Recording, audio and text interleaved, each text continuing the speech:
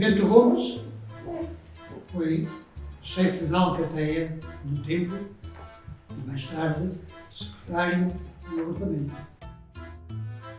Joaquim Soares, instrutor do 419 de formação. Firmino Gonçalves, Virgínio. Eu na altura da fundação era o Bito, mas estou cá em representação do meu pai. Carlos Cunha, chefe do grupo, dava a formação aos exploradores. José Oliveira Mecânico como chefe do 419. António Esquivel Gomes, portanto, chefe do agrupamento, e fazia um bocadinho tudo, aquilo que fosse necessário, digamos, no agrupamento, digamos, como chefe. João Fernando Santos, chefe adjunto do agrupamento. Armindo Gomes, chefe do agrupamento atual. E só para relembrar que faltamos aqui um dirigente da Fundação que já partiu para o acampamento eterno, o José Avelino Montes. Como surgiu o agrupamento 419 em Cabanelas? Nós, é preciso situarmos, portanto, estamos a falar há 50 anos, é preciso situarmos num momento difícil em Portugal. Setembro de 1973, portanto, isto é o processo de setembro de 1973 até ao dia 1 de junho de 1974, que é a data, digamos, da primeira promessa do agrupamento. Éramos quase todos pessoas na casa da idade dos 18, 20 anos. Às vezes muita gente pergunta porque é que jovens com aquela idade pensaram num agrupamento de escoteiros naquela altura, mas havia duas situações que eu acho que eram extremamente importantes. Uma era servir, efetivamente, achávamos que faltava qualquer coisa aqui, nós já conhecíamos, inclusive, pessoas de outros agrupamentos, e depois acabámos por avançar e na altura dirigimos-nos aqui assim ao nosso colega, ao João. E dirigimos ao João porquê? Porque o João tinha-nos sido dada a informação que tinha sido escoteiro. Então nós fomos falar com ele e dissemos que pretendíamos que ele assumisse.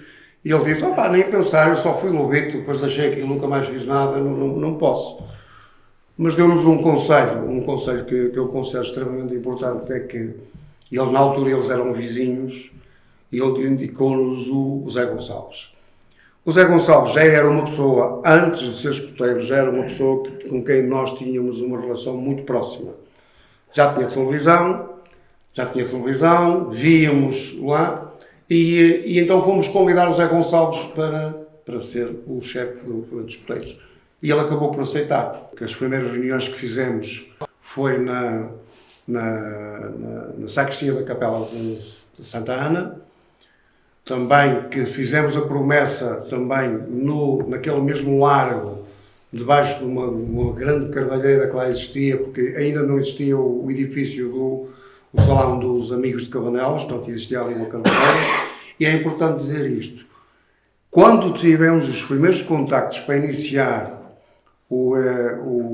a vida do agrupamento, ainda era pároco de Cabanelas o Padre Alves. E foi as primeiras reuniões que tivemos, foi com o Padre Alves sobre isso. Entretanto, o Padre Alves foi-se embora, e na altura que fizemos a promessa, era pároco de Cabanelas o Sr. Padre Hélio, que era da freguesia de São Romão da Uxa. E também dizer que na promessa acompanhou todo este processo o Padre Aníbal Romulo dos Santos. A dificuldade não foi muita. Foi uma questão de conversarmos ou reunirmos e trocarmos impressões sobre fazer ou não fazer seguir.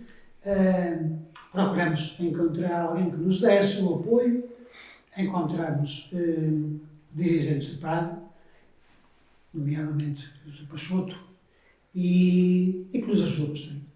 Em termos de espaço, tínhamos a Capela de Santa Ana.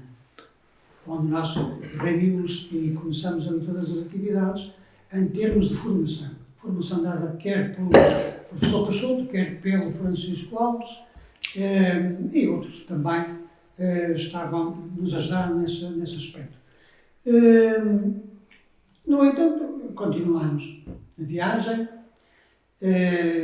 começamos a trabalhar seriamente na formação, reuniões que tínhamos todas as semanas praticamente, e estamos por aqui. A pensar nos escuteiros. Alguns já tinham uma certa ligação de juventude, no meu caso, com alguns, embora com outros menos, mas pessoalmente por estar, estou-me a lembrar com certeza do Bento, por estar mais ligado, foi sempre uma pessoa mais ligada à igreja, e pessoalmente talvez tivéssemos pensado nisso, mas foi um pouco aleatório. Porque foi uma aventura geral para todos. Ora, esse acampamento foi no passado cá em Cabanelas, foi um acampamento a nível de experiência, para ver se o pessoal se ia adaptar. Tínhamos os rapazes, era a primeira vez que eles iam acampar, tinham de cozinhar, tinham de passar a noite fora de casa. E o que mais me admira é, nesse tempo, como é que os pais dessas crianças, que a maior parte deles nunca tinham ouvido sequer falar nos escuteiros, como é que eles nos entregavam os filhos. E ainda por cima, chegavam àquela hora, está na hora de ir à reunião, e eles apareciam. Está aqui o Carlos Cunha, que não me deixa mentir, na hora certa da reunião, pareciam formigas, chegavam todos à mesma hora. Ora, o acampamento, posso-vos contar depois, por todo o agrupamento, aos anos que isso vai, toda a gente mais ou menos conhece a história do ovo. Ora, foi desse acampamento que veio a história do ovo. Ora, quando eu falo do acampamento, quero que o pessoal compreenda que nessa altura os escuteiros não tinham tendas. E então pedimos um tolde ou um feirante de cada freguesia, que já me provam. E a senhora emprestou-nos o tolde e foi debaixo do tolde que nós fizemos o acampamento. E devo lembrar também que chovia imenso. Foi um dia de temporal até ao domingo ou meio-dia, mais ou menos. A quantidade, nós nessa altura tínhamos 2 patrulhas, com 6 elementos cada patrulha, mais nós, tudo junto, bem mais ou menos 20 pessoas, mais ou menos 20 pessoas. Eu a memória mais caricata que tive foi o seguinte, foi que nós ainda estávamos no princípio do agrupamento e não sabíamos bem as regras. Eu desconheci algumas regras naquela altura do agrupamento e acontece que eu já namorava. E um belo dia, num acampamento lá em cima no Fecho, eu resolvi, a namorada, estás a ver, vai ao domingo acampar e tal, e a namorada apareceu-me lá com a irmã e tal, e eu tive que dar uma escapadelazinha a namorar com ela e tal. Só que o chefe, era rigoroso naquele tempo, o chefe encontrou-me a namorar de lenço. O lenço era uma coisa que, pronto, ainda hoje eu penso que o lenço que é o símbolo do escotismo, e não me disse nada. Acabou-se a tarde e tal. Na próxima quarta-feira, quando tivemos uma reunião, ele disse, em reunião, o chefe disse, ora bem, temos aqui um problema para resolver e tal, o chefe do José vai ser castigado porque infringiu as regras do escotismo. Encontrámos-lo a namorar fardado, com o lenço e tal, isto e tal, e pus as regras, e por exemplo, eu desconhecia que estava a cometer uma infração, estás a ver, nas regras. E, fui punido, como nós tínhamos o jornal da pista, estás a ver, havia um jornal que existia nessa altura na freguesia, e toda a gente soube que o José Oliveira Mecânico foi castigado por namorar fardado e tal, foi punido com 30 dias, tenho impressão, foi assim uma coisa. Hoje eu conto isto porque foi um caso, e houveram mais casos, não é? como aquele que nós fomos, infringimos as regras do escotismo, durante a hora quando nos deram ordens para regressar à base para descansar, deixámos todos dormir, e nós pensávamos que estava o chefe Gonçalves, que estava, estás a ver, na parte dele, e nós arrancámos da moto para um ambiente de namoreismo, daquelas brincadeiras quando os jovens são, e então viemos da madrugada, tudo em silêncio, deitámos e tal, pensando que ninguém sabia do caso. Quando de manhã nos levantámos, tocou levantamento, para virmos cá para cima para a promessa, o chefe Gonçalves só nos disse assim: tenho aqui um problema para resolver antes de arrancarmos para cima.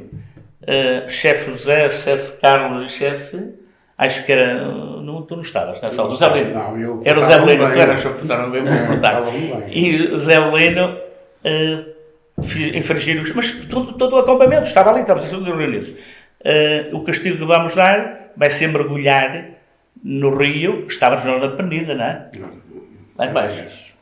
Mergulhar é o castigo que eles vão ter agora de manhã. Um nevoeiro, frio, falta de descanso, e tivemos que mergulhar. O castigo tive que ser. Portanto, nós mesmos chefes, era o exemplo que dávamos aos novos.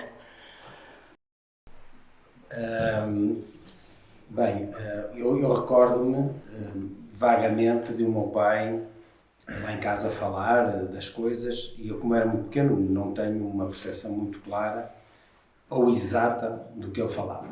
Sei, no entanto, que ele tinha um orgulho enorme de ser escoteiro e também de ter sido fundador, com estes chefes que aqui estão, de ter sido fundador deste agrupamento. Isso era perceptível, no que ele falava, no que ele dizia, era perceptível. Recordo muito bem a azáfama com que ele andava, e também os outros chefes, porque a primeira sede, como já foi referido, foi na Capela de Santa Ana, mas depois mudou-se ali para uma casa próxima, que era do Sr. Manuel de Entre Casas. Exatamente. Eu lembro-me dessas obras e de andarem todos envolvidos com aquilo. Depois tivemos que abandonar o espaço, voltámos à capela, e lembro-me outra vez da azáfama dele e de todos estes chefes que aqui estão, de fazerem a primeira sede, os primeiros trabalhos naquela sede. Isso era muito... Ele era uma pessoa, que se envolvia nas coisas e que estava sempre muito inquieto, no bom sentido, de querer ver as coisas resolvidas. Recordo também do rigor, como já foi aqui falado, das procissões do Olívio, em que ele via os escoteiros mal fardados e não permitia que eles fossem à procissão. Nisso ele era muito rigoroso. Eu podia, só complementar, se me permites, eu ia dizer uma história muito engraçada, que a primeira procissão do Olívio envolve, como vocês sabem, muitas as freguesias do Conselho, ou pelo menos a parte sul, digamos, do Conselho, e algumas do centro e norte. E chegámos nós, portanto, foi em setembro, nós, portanto, estávamos com um ano, de junho tínhamos feito a promessa, e fomos à primeira festa do Olívio. E chegámos lá, curioso que chegámos lá e vimos um senhor, já com uma idade, possivelmente com a idade que temos agora, com um lenço de lobito. E o chefe Gonçalves foi ter com ele e disse: o senhor então, está aqui com... Mas, no entanto, ele já tinha uma fanfarra, já tinha feito uma fanfarra, e dizia, mas... Era o senhor da Portela do Vale, que tinha formado, incumbiram-lhe de formar os escoteiros, e ele, a primeira coisa que fez, comprou uma fanfarra, comprou lenços e pôs no pescoço para ir à promessa, desculpem, à procissão do Olívio, mas sem ter a mínima noção do que era o escotismo. E então o chefe Gonçalves foi chamar a atenção de que ele não podia estar com aquele lenço, porque era um lenço de lobito. Efetivamente, toda a gente sabia, porque o homem, com aquela idade, era lobito. Queria também prosseguir, e tinha a ideia de falar mesmo da questão do presépio movimentado, porque não sendo uma atividade escotista, acabava por envolver todos os escoteiros, como já foi dito. Em particular, aqui o Joaquim Soares, porque o Joaquim Soares passava, penso que era desde setembro, até para aí, inícios de dezembro, quando se começava a vir para a capela, passava as noites lá em casa, não é? Passava lá as noites em casa a fazer aquelas habilidades lá para porem os bonecos em movimento. Pronto, mas era uma atividade, na realidade, desenvolvida pelos escoteiros, sem dúvida. E única agora, já há muitas, mas na altura era um pouco, quer dizer, não era usual. Pronto, assim é que é.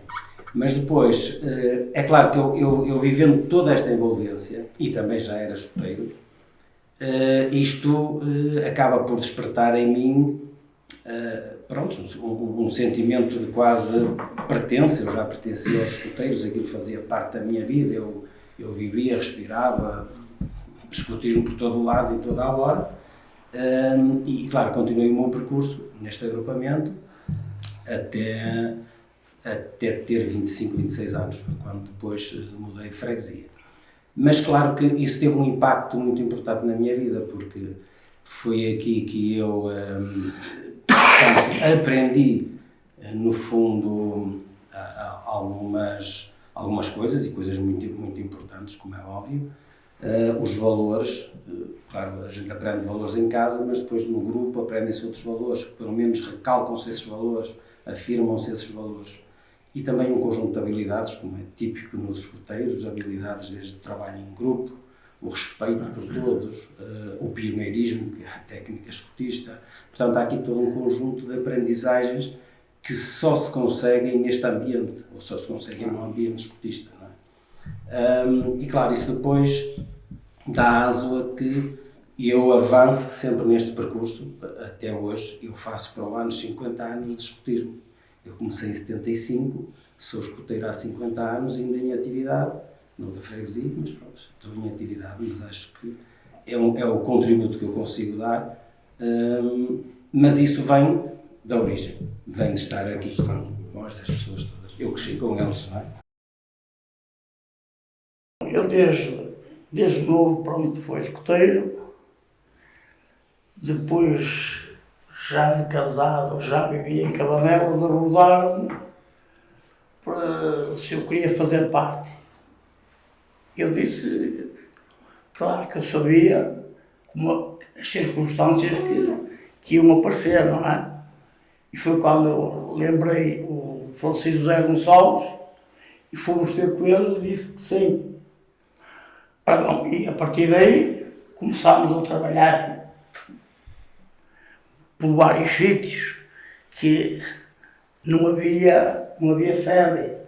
Andávamos por aí nos barraquinhos qualquer, com a casa às costas, como se costuma dizer. Depois parámos na Capela Santana. E depois é que foi feito coisa tal embaixo, não é? E eu depois estive ausente uns anos bons. Há coisas que me falham, mas há coisas que eu lembro-me. Lembro-me de um acampamento em Cervães, que de noite, naquele tempo, na igreja havia coisas que levavam azeite, não é? E então aquela de noite eram só corujas, cá de borda. Aquilo no fundo era uma brincadeira, pronto. Lembro-me de um outro acampamento em Atiães. E lembro-me também de um passeio noturno. Fomos uma carta tipográfica também pela margem do rio. Esquece o nome dele. Por isso. E fomos ter a Mouri. Depois viemos pela estrada. Ainda existia. Estivemos lá bastante tempo de volta do eucalipto, que na altura não existia. Pronto. E depois há coisas que me faltam um bocadinho. No momento sou chefe do agrupamento, já fui lobito no agrupamento, entrei em 77. Daí para cá, o escotismo evoluiu muito, mas há um pouco de falta da responsabilidade também tanto da parte dos pais como dos miúdos, comparecer nas reuniões, nas atividades, se calhar um bocadinho também os miúdos também não se interessam muito porque por causa das tecnologias preferem ficar em casa a descansar o corpo, mas não a memória. E neste momento também sinto que há um bocadinho de burocracias a mais no escotismo. Nós, dirigentes, neste momento temos que estar em formação permanente, porque senão, como eles dizem, somos obrigados a ser convidados a sair do escotismo e há muita formação. Nós, para bem, logo mais, ele e o José Firmino está a par disso, logo mais precisávamos quase todos os meses estar em formação. Acho que é assim, que a formação que faz falta, faz. Mas também, às vezes, também exageram um bocado, não é?